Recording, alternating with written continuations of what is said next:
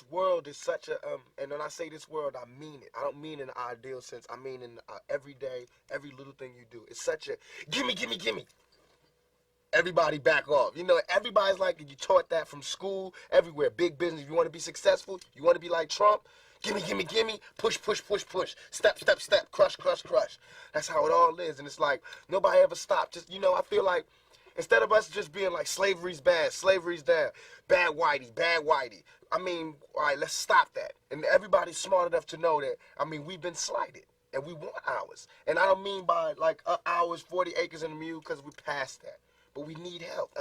For us to be on our own 2 feet, us meaning youth or us meaning black people, whatever you want to take it for us to be on our own 2 feet, we do need help. Because we have been here. We have been a good friend. If you want to make it a relationship type thing, we have been there, and now we deserve our payback. It's like you got a friend that you don't never look out for. You dressed up in jewels. Now America's got jewels, and they paid and everything, and they lending money to everybody except us. And it's like, everybody need a little help on their way to being, self-reliant. You know what I'm saying? That's the whole thing about the album, about the Special Olympics. Everybody need a little something to be independent. No independent person just grew up and was born independent. You worked and you learned teamwork and you learned cooperation and unity and struggle, and then you became independent. And we have to teach that and instill that. And why is it that they want to do that? If this is truly a melting pot in the country where we care about it, and Lady Liberty got a hand like this, she really loves us, then we really need to be like that. And it needs to be the black kids. If there's a white person who got money, then he need to help them. He need to help black kids, Mexican kids, Korean kids, whatever. But it needs to be real. And it need to be before we all die, and then you say, oh, I made a mistake. We should have gave them some money. We really should have helped these folks. It's going to be too late. You know what I'm saying? And then that's when you got to pay your own karma. And that's when God make you punish. When God punishes you. Because I feel like, it's too much money here. Nobody should be hitting lotto for 36 million and we got people starving in the streets. That is not idealistic. That's just real. That is just stupid. There's no way Michael Jackson should have, or whoever Jackson, should have $1,000,000 billion and then there's people starving. There's no way.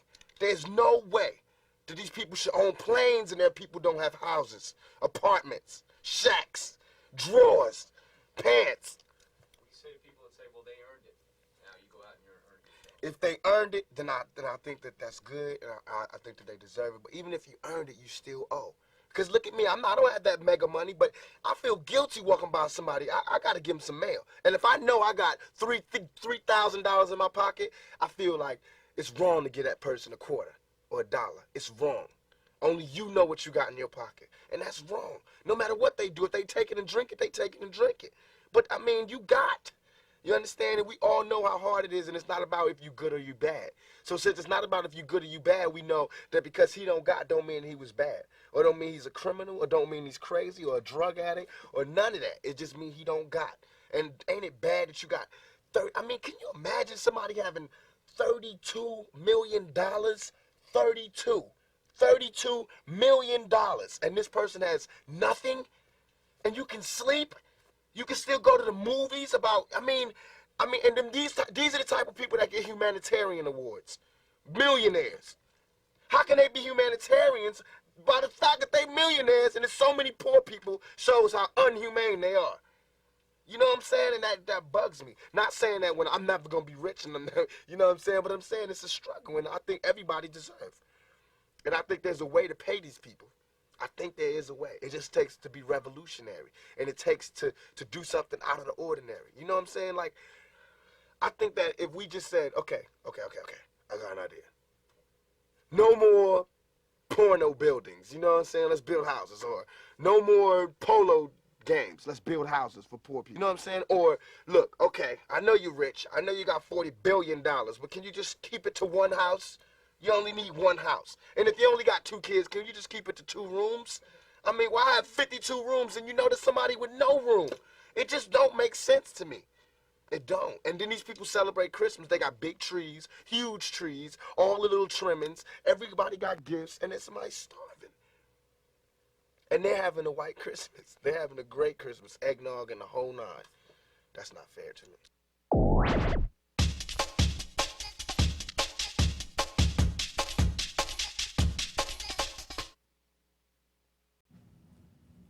Welcome to the Gilchrist Experience. I just played Tupac because we have a revolutionary there, a real revolutionary. And we had a huddle where he was mentioned as a hero, a Malcolm of the day. Correct. But now, I think this is either 92, it couldn't have been 82, but this is done in 92. And that was Tupac then. When did Tupac die? He died, oh, wow. 2000 something. It had to be In before California. 2000, like maybe 98?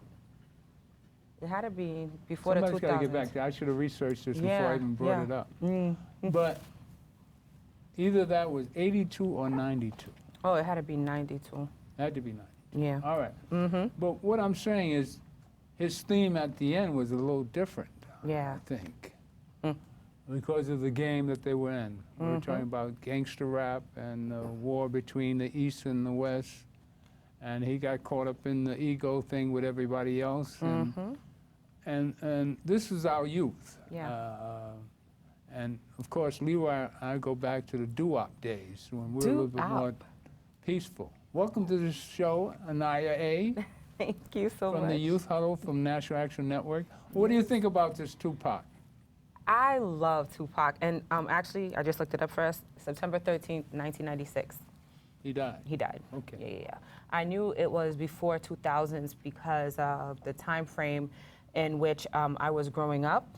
And I'll never forget the day it was reported. We didn't have social media back then. Right. So it was all over like MTV and all over the news that Tupac had gotten shot. And I'll never forget like just crying in my bed, in my bedroom, just brokenhearted. Because to me, and like a lot of people have the same sentiments, he was such a powerful figure for us in this time frame. And people that are more seasoned, like let's say in your doo-wop days, right? Because you're not old to me, you're doo-wop-ish, right? You guys had Malcolm and you had, Martin, Dr. King, and you had those people that fought on the forefront, like in the streets. Okay. Like walked and marched and, Rosa Parks, who sat on the bus in the front of the bus instead of the back. But they were, I'm sorry? That's later on. That's Right. very early. That's very early. But so I use those examples because they set the way for us. And I think when you hear a lot of young people, especially refer to Dr. Tupac and Biggie as our king and Malcolm, it's not to to bring down or disintegrate their efforts. It's more like because they marched and because they walked, we could rap, we could sing, we could have a place on MTV, on BET, and we could even own certain things because of their efforts. So that's how I see it, especially with the whole Tupac. Well, see, the contrast is who was allowed to become successful. Correct. And how did they become successful? Yeah, Now, with you the go leaders. to Jay-Z. Jay-Z started out as a crack dealer out of Brooklyn. Yeah, that's Now, true. crack was the worst disease we've ever seen in the black community. Correct. You talk about dope and coke, but crack Right. denigrated and really killed half the population. Right. It was such a disease, and come to find out, you go today, and these are our heroes. Right. Well, this is the thing. Ex-drug dealers? Ex-drug dealers. So this is why I think, as this generation, put it in such a way without understanding. Because, they say the people perish because of the lack of knowledge, right? Okay. And when Jay-Z and Tupac and Biggie and even, P. Diddy, when they started their thing, they had to fund it somehow. Because this industry is not easy to fund. Now, I'm gonna get to my point because you're ready. I can see the wheels going, Mr. Gilchrist. I know you. So let me tell you, being in the entertainment industry with any type of skill set or talent is difficult to be seen, to be heard, to experience any kind of limelight. So what happened is, like, we didn't know, and I'm speaking on, behalf of myself and probably like half of the people that I hung out with, because we were more on the educational side. Okay. And we weren't even allowed to listen to rap. Okay. So we didn't know how they started. A lot of times that stuff was hidden until later on. Okay. Because what happened was, even though they would rap about it, rappers and like industry artists, they have a way of switching it up so that you don't know exactly what they're talking about half the time. Like, they have Okay. codes. Okay. So for me, like, I knew a certain amount of codes because where I was in South Florida, big up to Top 6, there were a bunch of hood dudes making beats trying to get famous because they saw the others do it. Right. Now, I know that they had to sell dope and do certain things in the streets, not because they wanted to, but it's expensive. And what happens is, if you don't have a high school or college education and you young and you trying to make a beat, it's like $50. Back then it probably was a lot cheaper or whatever, but let's say theoretically it's like $50 an hour to sit in the studio. And you don't have that money. Your parents are not gonna fund you.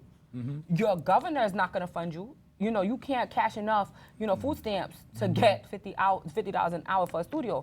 So what happened was, and that's why I started Freedom Entertainment Group, is because, like, with those cats, they didn't tell us right away they were in the streets doing the dope and selling the dope, et cetera, et cetera. We thought they were just selling their, CDs, handing them out, putting it in the trunk of their car and just, like, getting a couple What of year are we coins. talking? In the 90s. Okay. Because remember, social media wasn't out there. Right. So what happened is, we didn't learn that stuff until later. However, my mom and dad, they're Haitian American, they knew a lot about the streets, and they knew that they wanted to keep us away from the streets. Right. So I grew up knowing that there are certain places I couldn't go, there's certain things I couldn't listen to because it was all bad. But there was the aspect of, they were entrepreneurs, they just didn't have the funding to become those entrepreneurs, so they had to do what they had to do to get to the next level. And I don't condone it. I don't at all, because like I said, where I was in South Florida, I saw what it did. Half of my cats are dead. The other half locked up to this day. Because what started off as a group of guys, 6 young men, Top 6, like Lakewood, Florida, L-Dub in the house. What started off as a group of 6 young men making beats turned into like a gang of like 75, 80. And here I am, one of the little leaders, trying to be all cool with the guys, because we are like making beats together. We're in the studio together. I'm doing stuff grown people are doing, like out there in the streets type stuff. But I didn't think of it as a bad thing, because I'm thinking the end result is making music and getting it on the radio. Right. We're talking about, as I'm listening, we're talking about at least two separate things. One, Tupac, for me, falls into the target group of J. Edgar Hoover, which was stop a black messiah from arising within the black community. I'm paraphrasing the document. Okay. So when you look at 3 things, when you look at Tupac, you're looking at a child of the struggle of the 60s. Right. His mom, His mother was his dad, That's right. the surroundings, right? He comes out of that with this creativity. Yeah. Tell him what his mother did. And consciousness. His mother was a Black leader. Panther. Black Panther. Right. So I'm saying, what I'm saying, it just didn't happen that he's conscious. Okay. His mom is bringing him up, pardon me, in a consciousness. Right. So when you look at and listen to the voices of these brothers who are able to mobilize other young people, then we can't look at it from the standpoint of entertainment. The enemy is looking at it from the standpoint of Right. Okay. a movement of potential movement of black folks. Yes. And there are a number of people who fall into that realm. Okay, as you look at some of the top people in the zone where Tupac comes from. Now, another aspect is that the industry that's called rap was co-opted by the enemy. That's They right. were losing money and they were losing talent, because what was coming out of the rap industry as it grew up in New York, what was coming out of it was independent entrepreneurs. Right. Independent. Now, they were making money, and money attracts money. So the Right. drug dealers eventually going to get involved, but they weren't initially in it. Last but not least, the crack industry, the drug business in America is controlled by elements of the government. there's a book written by Potash. Forget his name, P-O-T-A-S-H. He talks about how the heroin traffic came about after World War II, and they targeted black jazz spots. So like Menton's and any place where, because they were looking for icons who would in turn take the drug and then popularize it by their styling with the drug. And that's in his book. And it's called Operation Gladio. Okay. Operation Gladio. When you look it up in Amazon, there are a number of Operation Gladios. You can update it to Vietnam. But the one, well, that's part of it. All of it. Once they began to make money, then they saw how to make money, but they did it primarily with planting drugs in the black community. And crack, last but not least, crack is a CIA operation. Of course, That's right. early 80s. Okay, so what happens is that crack was made available and there's so much money being made from it. So much money being made from it, it became an industry within the that was community. a planned genocide. This is my Right. whole point. Exactly. In the early 80s, there was planned genocide situated right in the middle of the gangs and the Crips and the Bloods. That's where this whole crack thing started. There's a series out called Snowfall.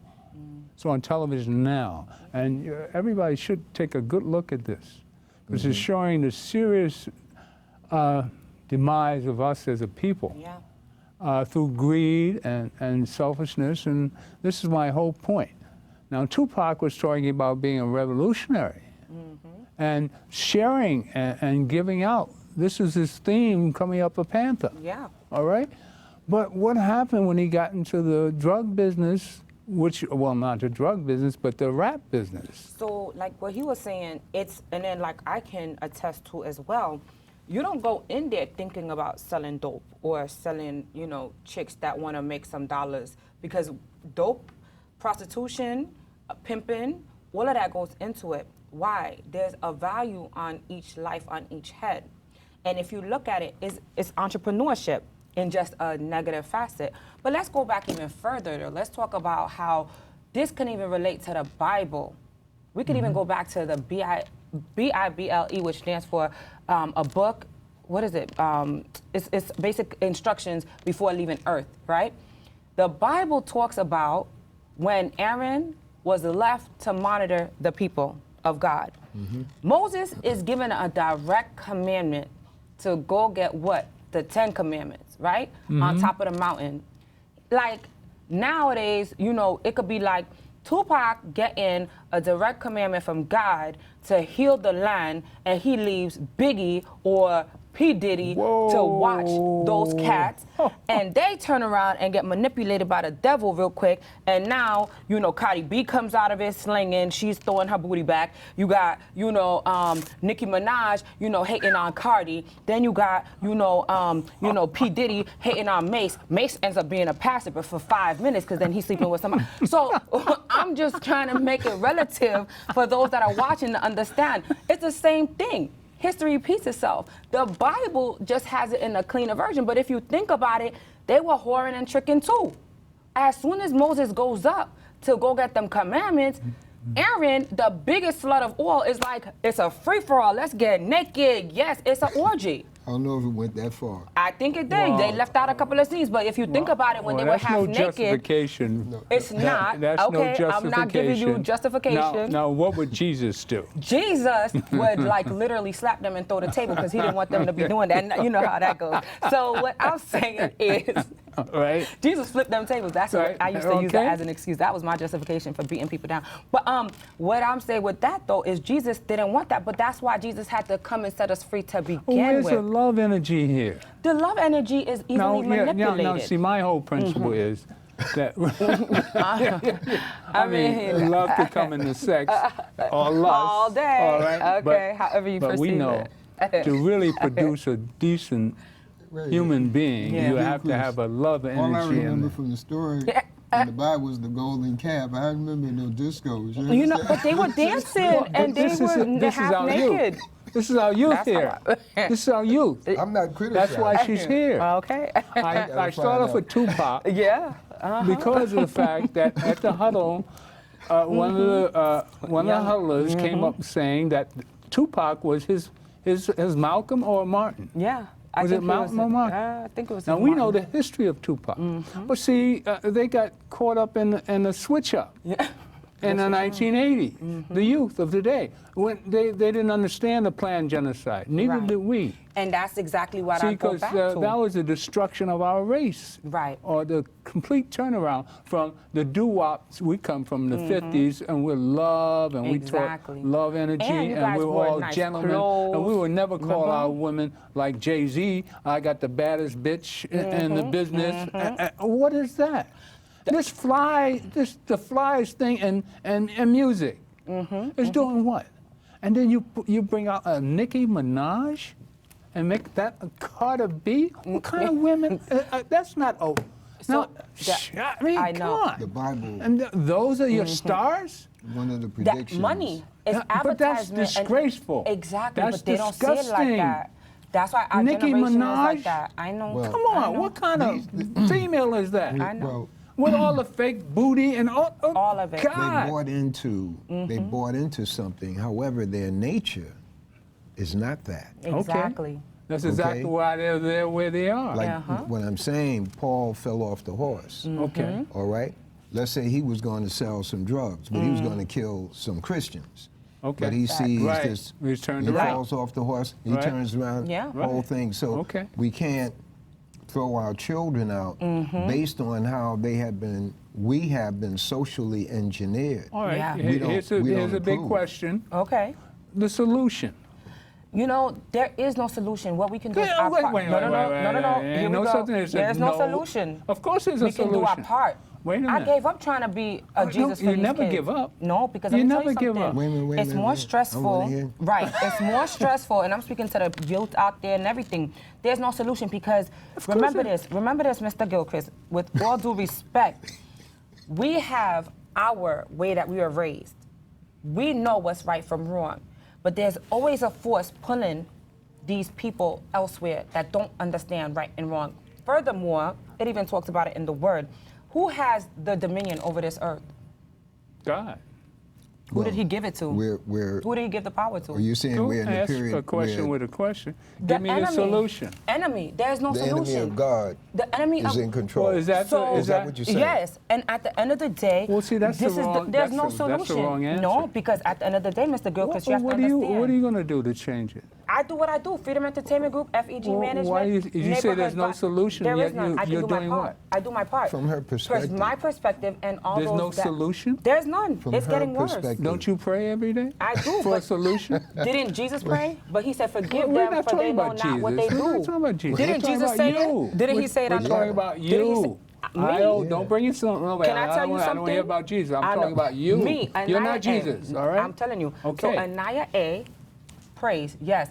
Anaya A also does her part because I can't stress out about nobody else. Listen to this, right? A psychologist, remember I studied psychology.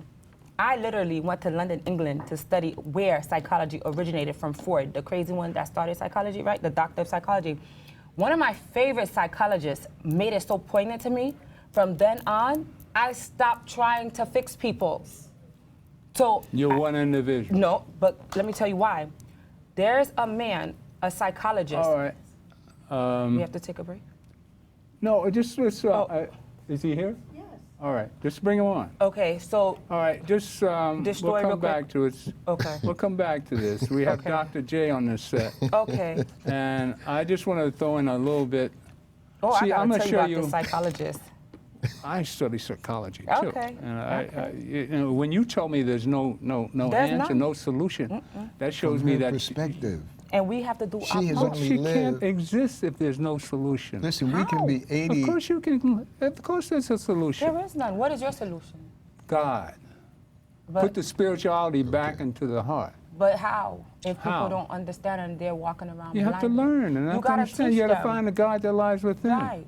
Okay? But now you know God. I know So God. how you don't think it's a no solution? Because at the end of the day, people are going to do what they want to do. Real quick, let me tell you about the psychologist. There's a solution for you though. He said Really? No for this? solution for other people. You just worry about you. Not me, because That's a self-centered 30s. No, That's a because self-centered I have 30s. a whole organization that You gives don't act back. like there's no solution for you. Listen, Anaya, you are doing something. every day, all right. and I Okay, try to and within plant the realm seeds. of- There's no Exactly. Okay. So the psychologist stated, and I think his name is Jean Piaget. He started off as a herbologist or the person that studies plants. I can't remember the name, horticulturist, whatever. Anyway, he started off studying plants. And one day, this man was married with 3 children. This is in Europe, like in the 1800s. He turns around one day. Why you bring him up? Because I have to share this with you. He turns around one day and he notices all 3 of his children playing with all 3 different personalities. And as he turns around and looks at them, a thought came to him. You could be in a family and raise children with the same mother and the same father under the same roof, and every one of them are different. Instead of studying what was making him money and being the tree studier he was or what have you, he took his life and devoted it into studying family, studying people, and became one of the fathers of psychology, and showed in his studies out of his own children how it is possible that you can train people, you can give them the same type of education, etc., and everybody's going to be different. There's your solution. Well, it's Do you understand where I'm going with this? yeah. Thank you. It's when I'm interpreting.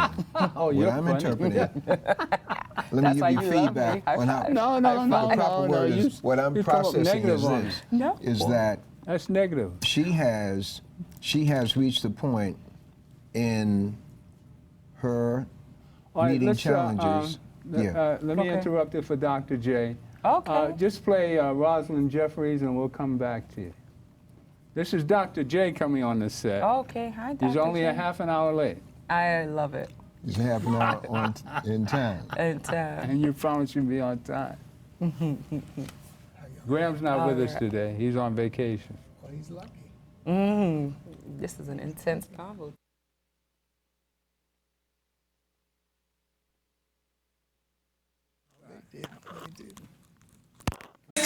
Praise God, what a blessing it is to be here at Convent Avenue Baptist Church. I give honor to Reverend Grant, your minister, and to all of those on the committee for African American history who invited me here. It's a pleasure, extra pleasure, because my good relative, Dorothy Clarkson, is here. And Dorothy, oh, my heart is just beating with love because I see you here. And thinking of J.B. Clarkson and what Convent Avenue Baptist Church represented to me as a child. J.B. Clarkson worked hard here. He was a deacon. And Dorothy Clarkson worked hard here as well. I grew up in Baptist Temple as a Sunday school teacher, teaching the Bible, and that good work that my parents did, that my mother, Mary Robinson, continued with, was such that the Spirit of God was always with me.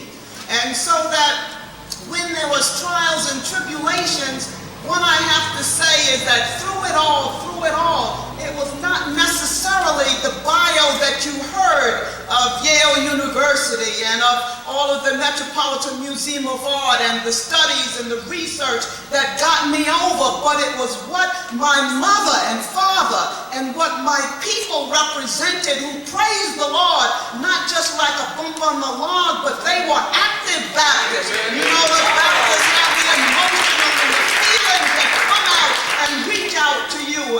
And so on 115th Street where we lived, I was the oldest girl, and so I used to go shopping on Saturday mornings in a supermarket that was 116th Street in those days, and Lenox Avenue.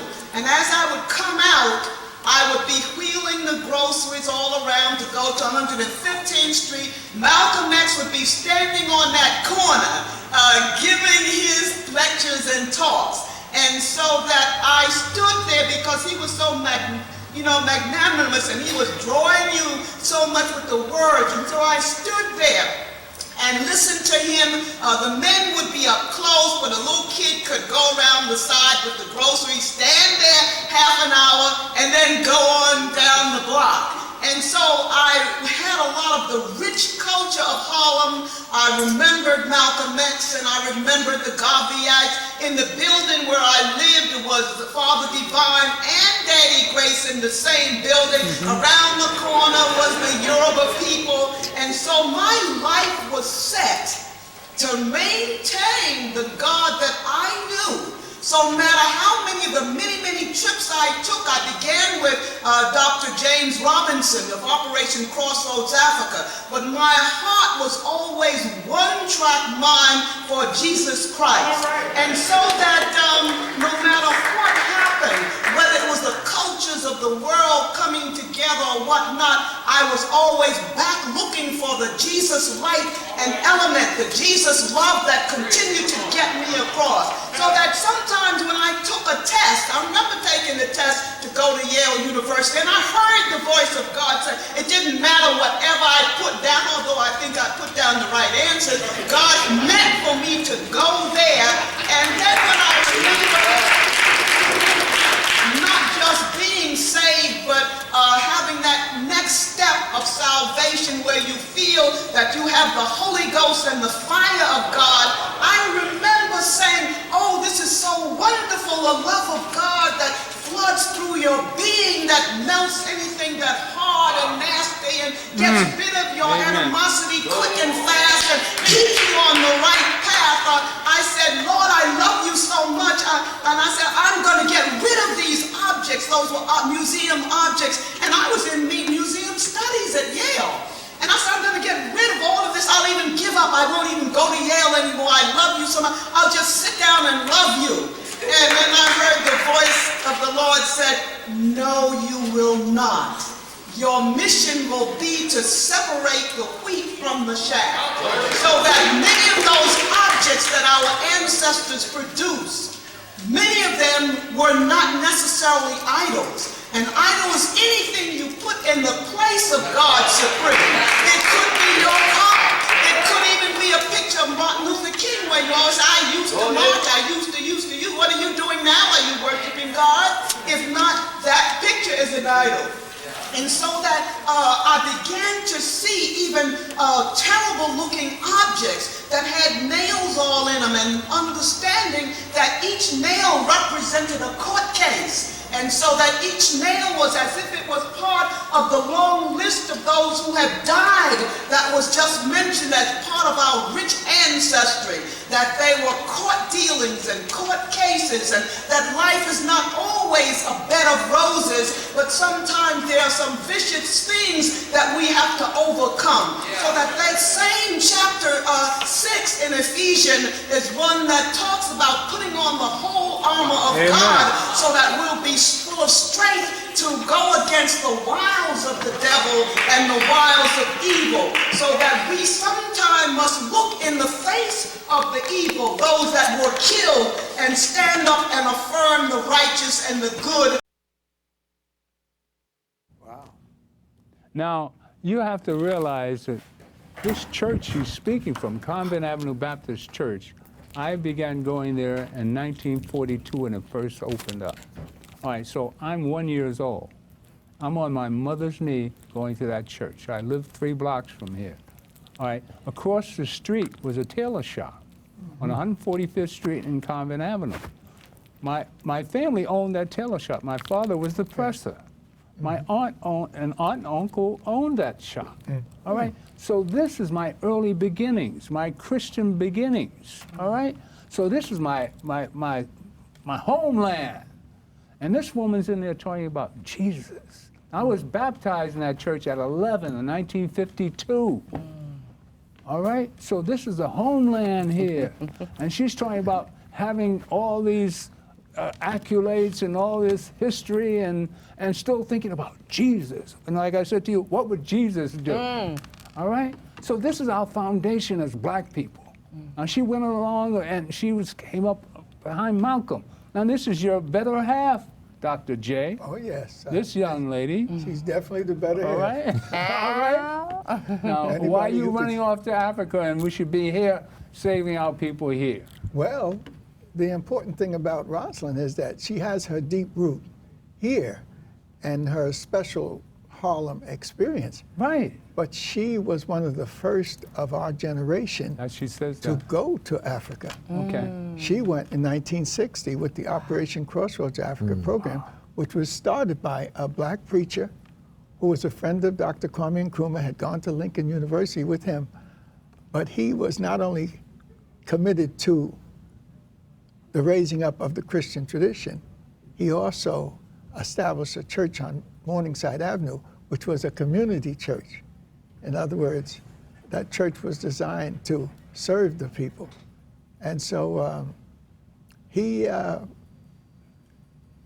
instituted contact with Africa, this preacher man, James Robinson, and he instituted it in order so he could do something for Africa. So he was working in the community of Harlem, he was working down south, he traveled around the world, but he knew we had to link whatever we're doing serving our ancestors in Africa. So the Operation Crossroads Africa program was one of his seminal achievements. And so many of us, so many of my peers had that experience. One of Malcolm's daughters, not Ilyasha, who was the third daughter, but Malcolm's, one of the babies that was in the womb when Malcolm was murdered. Right, and the twins, Betty was cradling Malcolm's head on her pregnant womb.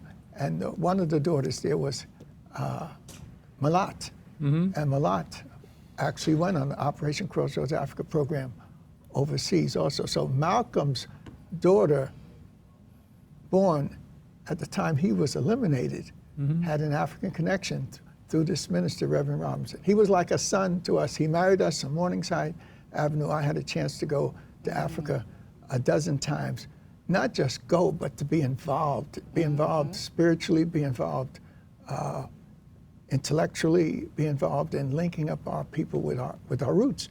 And of course, out of that came Alex Haley, who first did Malcolm X's autobiography.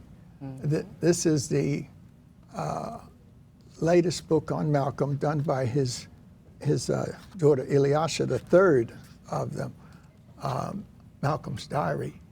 And so we have to see the connection between our deep roots in the South that was a part of our survival culture, our foundation roots in Africa, which is the culture upon which high culture and civilization has been built for the human family. Okay. Africa is the birthplace of humanity. Right. It is where humanity reached its highest levels of understanding the creation and the creator and the spirituality involved.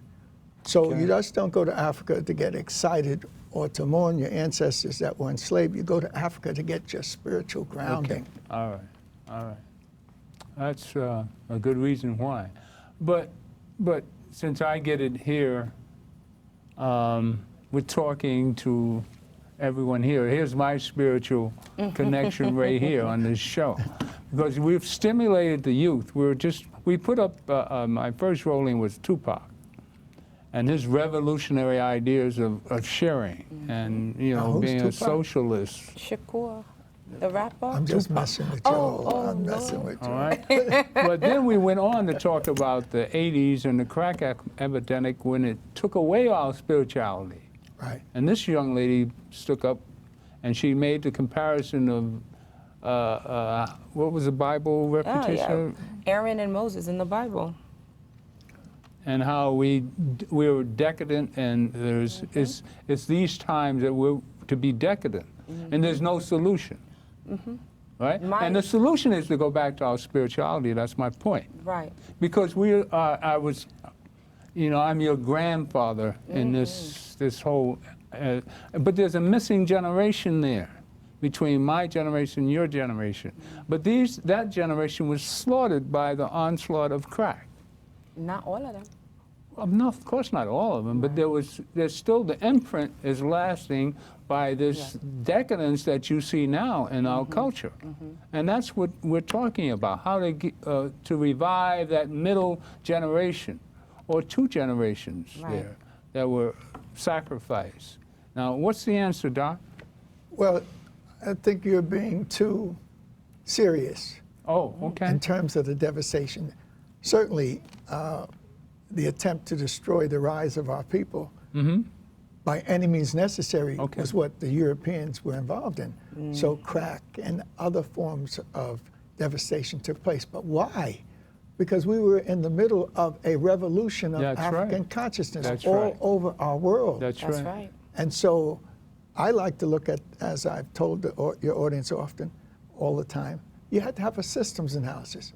Otherwise, if you grab one piece of the activity, you get what I call a paralysis of analysis. And that means you only see part of what's happening. Systems allow you to see things in a larger way. So, not to make it sophisticated and complicated, I use the triangle shape to explain what I'm talking about. And of course, the triangle shape comes directly out of our cultures of the Nile. Pyramid. And the form of the pyramid. So at one polarity is economics. Everything is economically connected. Why? Because economics is your productive, creative capability. So economics is the first principle. If you don't have economics, you have nothing. But in order for your creative, productive capability to be a part of what you're all about, you got to have politics. And politics is not what politicians do, it's what you do to manage your life. It's what your families do, what your communities do to manage their life. Politics manages your economics. And then that's the foundation upon which you build. But the key to economics, productive capability, politics, management capability is the summit. The summit is culture. Culture is not shaking your booty. Culture is not playing a tenor sax like I did for 15 years. Culture is the deep thought. Culture is the deep values. These are our contributions to the humanity. That's it. We became the foundation in terms of economics. We produced the first civilizations of high culture. Amen. We produced the politics that became not just domination and devastation, it becomes spiritualism, and it becomes a manifestation or renaissance, and a culture. Culture is the transmission of knowledge, deep knowledge, from generation to generation. So how you transmit that to the culture of today? That we're in a white cultural mix. Dr. Clark said it best. In other words, we have been culturized white in order for us to achieve whiteness, in order for us to get degrees, whiteness, in order for us to learn whiteness. And so we're breaking that. In order for us to achieve, we need to break the white stranglehold on everything we do and Africanize our lives. Okay, all right. Now that's hard for people to accept. I don't want to be African. We know you don't want to be. Okay. Because the European educational system, the Judeo-Christian process of exploitation has taken you out of your Africanness and processed you into whiteness. But there's been a revolution moving toward this Africanness, and it continues in spite of devastations, in spite of massive incarceration, in spite of drugs, in spite of poisoning our minds with TV programs, all that mess that our children went through. Luckily, my mother and others said, no, turn that TV off. You got to learn something. And so they put the learning on the table. Our pablum was not Dick, Jane, and Spot, and Little Red Riding Hood, and Jack and the Beanstalk. Our pablum was Booker T, there you go, W.E.B., and Marcus Garvey. Booker T. Washington, farmer, take control of yourself, your land, build. That was an image. They were farmers. They came up out of the Deep South. They knew that you had to have your land in order to build. And then here comes W.E.B. W.E.B. Du Bois talking about develop the mind. You got to have the skills to build, but you also have the mind to think. And then here comes Marcus Garvey and say, that think is not just limited to you in the South or us in the North. But how do the youth relate it's to a that? Universal, global African. They have to be told the truth, and it's not happening. However, fortunately, the New York Times just came up with something that's a mind blower. 1619. It's the 1619 Project. Yep. Okay.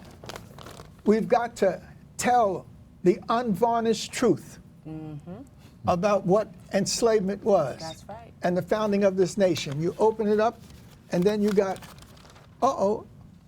they must have, something happened here.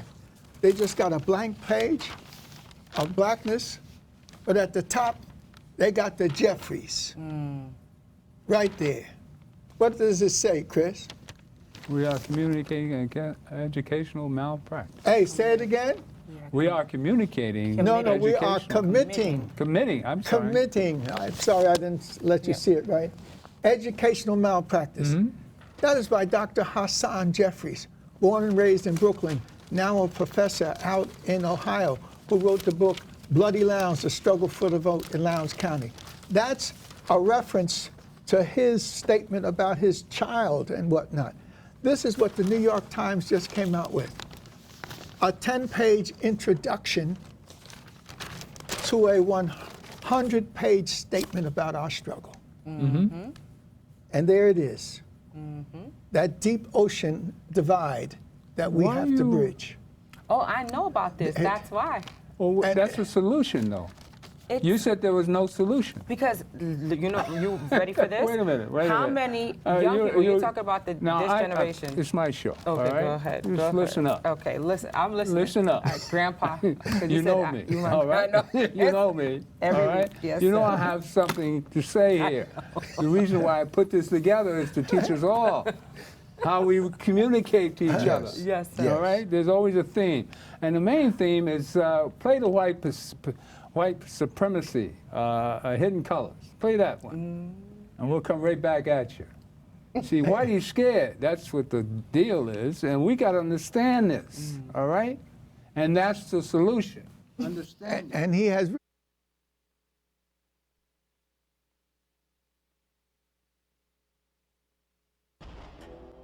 One part of the religion of white supremacy is to sacrifice certain people and sacrifice their lives for the sake of your religion, to show your dominance in your religion. And this is what the white supremacists, they do with melanoid people all around the world. We are this beast that they are afraid of and they have to destroy in order to protect themselves, protect their women, by extension protect their country. So the more white folk in America become a minority, the more afraid they're going to be, the more reactionary they're going to be, and the more they're going to see a need to circle the culture wagons and take us out. This is their last stance. And to be perfectly honest with you, if you really understand the essence of white supremacy, they have to do that. In their minds, they have to do that because to submit is to die. So they are like a caged animal or animal that's been trapped in a corner. They're going to do everything within their power to survive. And if we understand that and understand this is the mentality that we're dealing with, then our reaction has to be a different reaction. You know, we can't react to everything that they do if we understand their mindset. We have to know how not to provoke them, but there are other things that we could be doing and should be doing in order to maximize our presence, right? And take back our power so that we neutralize them just by our very presence. In order to maintain a system of supremacy, you have to also maintain that people stay in a position. And if they get too far ahead or make too many far advances, there's a fear that we're going to lose control. I've even had people say to me, well, if we give, in quotes, black people everything they're asking for, then we will be out of control. During the Jim Crow It's just a tease, but see, here's the act. Now we've got a man in the White House that has played to the theme of white supremacy. You have to understand how white people are afraid that they're outnumbered, and they can see all their power disappearing. So this is what we have to face, and we have to get our own act together spiritually. There's the solution. Now you as a young person have to learn from our masters. And you see Rosalind Russell up there, she's a queen. You see how she came out of Harlem and made it with 55 years Wow. together. all right? And in the struggle, in the middle of it, not running right. from it, and helping to The raise reason it you're up here and whatnot. is because of the struggle of the females before. That's the toughest job on the planet, being a black female. Yeah. All right? But to see all the females that you just mentioned that are decadent and demeaning us as a people, and yet they're making tons of money. Yeah. Now, what is allowing this? White supremacy and the Illuminati, which I have a piece on that. We don't have much time to run it, but I'll run a piece of it. Even this 1619 project goes back into the 1400s and the 1500s. Mm-hmm. And there's Queen Nzinga, That's right. the warrior queen, who fought the Portuguese. Okay. And so this project is more than just a few ships bringing some Africans over. They are talking about redoing the history in relationship to us and this nation. This nation was founded on the strength and the ability to survive of African peoples. And that's what this whole project is all about. You know, a lot of people don't know about this, Doc. You'd be surprised. I met a visiting nurse just last week, born in St. Martin. The man's 48 years old. He came here at 21 and didn't know about slavery. I thought that he was joking, you know? You can see most immigrants that come here don't know about our 1619 struggle. They know nothing about this. All they see is the flaming torch of liberty and thinking that's freedom. But that's the Masonic order controlling everything. Well, Illuminati. That's the Masonic order, but the inspiration for it was not the Masonic order. The Masonic order was a Frenchman called Edward René de la Boulaye, who was inspired by the struggle waged by black folk in the Civil War. And he said, now that America has armed its black people to defeat slavery, let's honor America. And so the original idea for the Statue of Liberty is not the Masonic process. It is a Frenchman who was the head of the French Anti-Slave Society. I thought they were Freemasons. No one wanted to accept the role of the black man fighting and the black woman fighting to end slavery in America. Okay.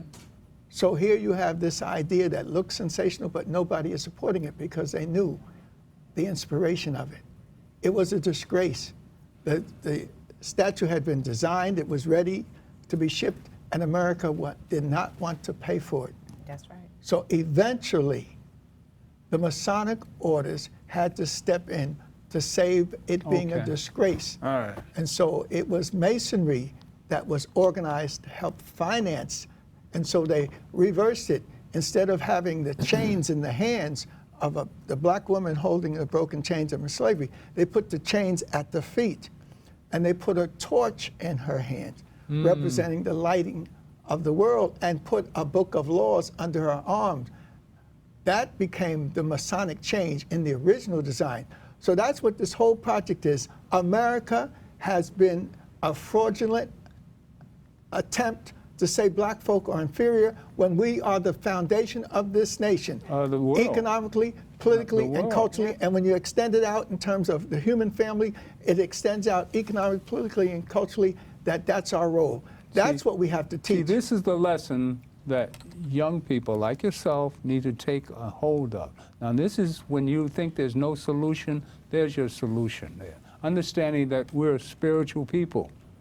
That you are the human God. The female is a human God. There's no way in the world I can demean you since I come from your womb.